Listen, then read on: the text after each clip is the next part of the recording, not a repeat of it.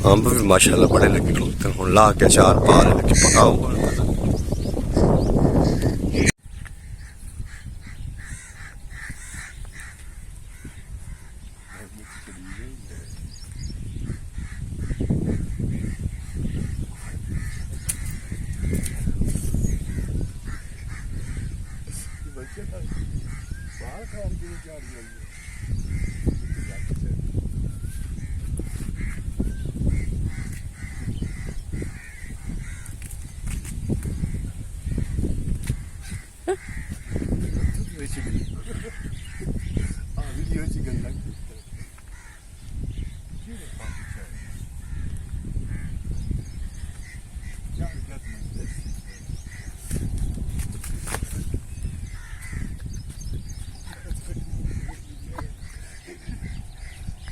सरी में झाड़ जाए सरी में झाड़ जाए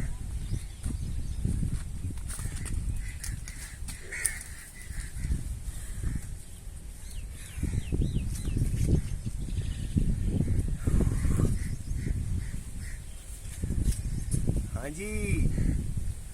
अंब मारा तेरे पट के सिरे च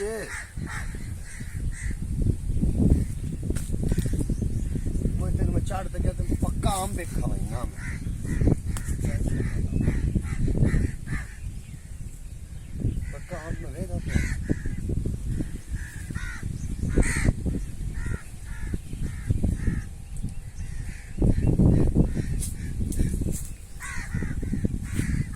आम मैं पक्का मैं तेरे सिर मारने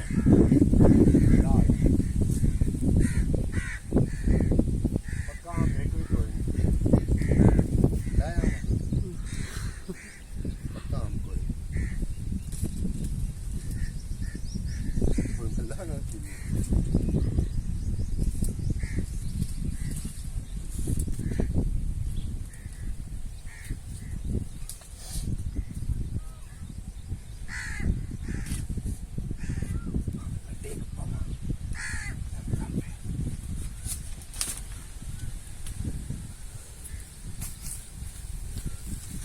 तू चाड़ है जी फुट्टा अस गढ़ बैठे हैं बिच नरमे दे माशाल्लाह नरमा खलोता है ते फुट्टा गढ़ बैठे हैं। हुण इन्हां नूं गिद्दड़ ने पिछड़ दे फुट चेक कर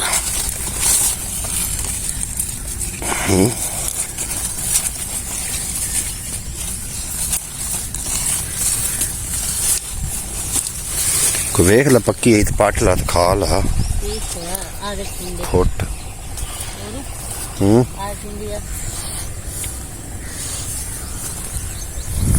पर आई हट खमन टिंडा वेखण दे टिंडा किथे लगा खड़ा टिंडे भी लाए होना टिंडा खलोता होया नहीं है नाजरीन इस गढ़ ते बैठे हैं गिद्दड़ ने भी साह लवन देंदे कदी गिद्दड़ पै जांदे कदी बंदे पै जांदे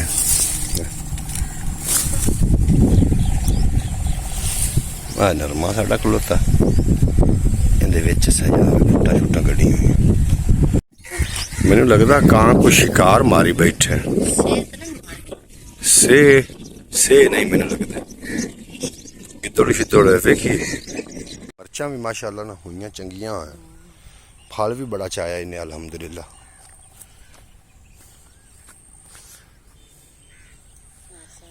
है जी साढ़े नरमे दे ना गोकड़े टिंडे लगे खड़ोते ने वेख माशाअल्लाह सोहने टिंडे लगे खड़ोते ने फुल गुड्डी बड़ी चाहिए नरमे ने है ना बहुत सारी फुल गुड्डी चाहिए खलोता आज साड़ी पानी की वारी भी है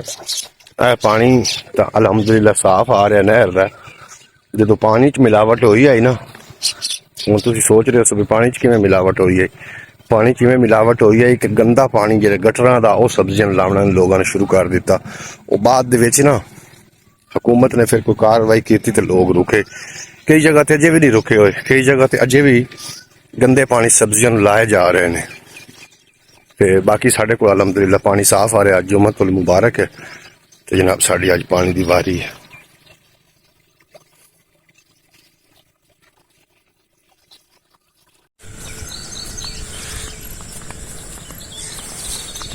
ये जी बड़े बाहरे पैर आने में सुक जावे ना कोई बाल भी लवे आ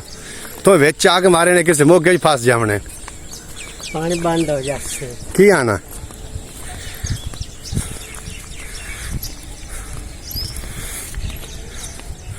मुक गया जा फसने